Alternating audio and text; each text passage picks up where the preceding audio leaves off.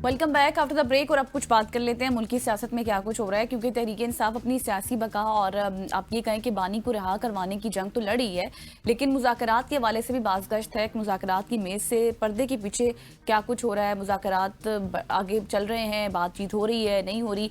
अलीमा खान साहिबा की अगर मैं बात करूँ तो बगैर किसी को मुखातिब किए उनका ये कहना था कि आप आएँ और हमारे साथ बैठें और बैठकर बातचीत करें, जो भी गिव एंड टेक करना है कर लें। और उन्होंने कैटेगरी के लिए बात कर दी है कि चाहते क्या हैं इमरान खान पता ही नहीं चला कि क्या चाह रहे हैं आप लोग। हाँ एग्जैक्टली। और उन्होंने फिर ये भी कहा कि कोई चीज़ आप छोड़ते नहीं है किसी भी हवाले से। और इसके साथ साथ हम देख रहे हैं कि ये बातें भी की जा रही हैं कि शायद बानी को जो है वो ईद से पहले, यानी कि इमरान खान को ईद से पहले उनकी रिहाई मुमकिन है। इस तरह की भी बातें हो रही हैं। ये छोटे छोटे सवालात हैं। अलीमा खान साहिबा के बयानात आना, फिर इमरान खान साहब की रिहाई के हवाले से, फिर आपको पता है कि मखसूस नशिस्तों का भी एक केस इस वक्त सुप्रीम कोर्ट में चल रहा है नजरसानी के हवाले से, उसके भी बहुत अहम रिमार्क सामने आ रहे हैं। लग नहीं रहा कि पीटीआई के हक में कोई फैसला होगा, लेकिन ये तमाम तर सवालात हैं, इनको जानने की कोशिश करते हैं। आज हमारे साथ मौजूद है नईम हैदर पंजोता साहब। सर बहुत शुक्रिया आपके वक्त के लिए। सबसे पहले तो मैं शुरू करती हूँ मखसूस नशिस्तों के केस के हवाले से ही, क्योंकि आप इस चीज़ों को बेहतर समझते हैं। ये जो मखसूस नशिस्तों वाला केस है, नजरसानी अपील है सुप्रीम कोर्ट में, काबिल समाअत नहीं है ये, क्या लगता है आपको? पहले तो आपका बहुत शुक्रिया। सुप्रीम कोर्ट के अंदर दरखास्त बिल्कुल काबिल समाअत नहीं है जी।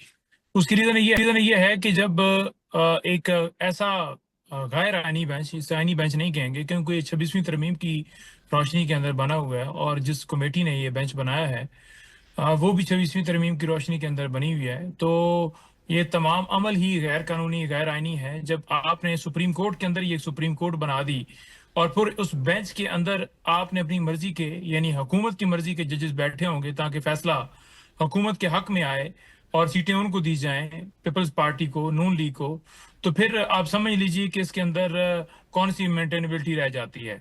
जब रिव्यू लगता है तो रिव्यू के लिए सबसे पहले अदालत ने यह देखना था कि जो फैसला दिया गया था, इलेक्शन कमीशन ने उसके ऊपर अमल क्यों नहीं किया। पहले उनके खिलाफ कार्रवाई की जाती तौहीन अदालत की, उनको हथकड़ियां लगाई जाती इलेक्शन कमीशन समेत मेंबरान को, और फिर रिव्यू को सुनने से पहले देखना था कि क्या ये बेंच जो तश्कील दिया गया है इसके अंदर वो तमाम लोग शामिल हैं जिन्होंने मेन फैसला दिया था।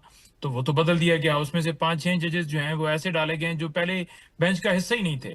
तो फैसले के ऊपर अमल नहीं हुआ, रिव्यू आप सुन रहे हैं, तो ऐसे वाज़ह नजर आ रहा है कि ये गैर आईनी बेंच जिस तरह से बनाया गया, जिस तरह से 26वीं तरमीम की गई और जिस तरह से समाअत के अंदर रिमार्क्स दिए जा रहे हैं कि सुन्नी इत्तेहाद कौंसिल जो है वो इलेक्शन का हिस्सा ही नहीं थी। तो इलेक्शन का हिस्सा, वो हामिद रजा साहब ने बताया कि मैं तो घोड़े का निशान लेने के लिए मैंने अप्लाई भी किया, लेकिन मुझे कहा गया कि नहीं, आपको नहीं दिया जाता, आप आज़ाद हैं। इसी तरह से अगर देखें सेकंड पैरा के अंदर आए तो कोहाट से हमारे एमपी बने हैं सुन्नी इत्तेहाद कौंसिल से, और दूसरा डीए खान से फैसल अमीन जो है वो एमएनए बने हैं। तो पार्लिमान के अंदर मौजूद है सुन्नी इत्तेहाद कौंसिल, लेकिन किसी की आंखों पर अगर पर्दा है और वो आइन को जो है अपनी मर्जी से लिखना चाहता है, उसकी तशरीह अपनी मर्जी से करना चाहता है या रीराइट करना चाहता है, तो ये आइन के ऊपर हमला होगा। तो हर उस जज के ऊपर जो आइन की खिलाफ वर्जी करेगा आने वाले वक्त के अंदर, फ्यूचर के अंदर, आर्टिकल 6 जो है हर उस शख्स पर लगता है जो आइन को पामाल करता है। तो अब देखते हैं कि क्या ये करते हैं, लेकिन ऐसे बेंच से क्या तवक्को की जाती है जो कि हुकूमती माह के ऊपर हो। ये पहले ही लिखा लिखाया नजर आ रहा है कि फैसला कहीं और लिखा जाएगा और यहाँ पर सिर्फ सुना दिया जाएगा। ठीक हो गया पंजो साहब, आप हमारे साथ रहिएगा। मैं सवाल जरूर आपसे करता, लेकिन यहाँ पे वक्त हो जाता है एक शॉर्ट सी कमर्शियल ब्रेक का। न्यूज़ ब्रेक है, न्यूज़ ब्रेक के बाद आते हैं तो फिर आपके साथ सवाल करेंगे। मुल्की एहतजाज भी आप कर रहे हैं एक तरफ, दूसरी तरफ बहुत सारी चीज़ें चल रही हैं, उस हवाले से भी आपसे बात करेंगे। Stay with us.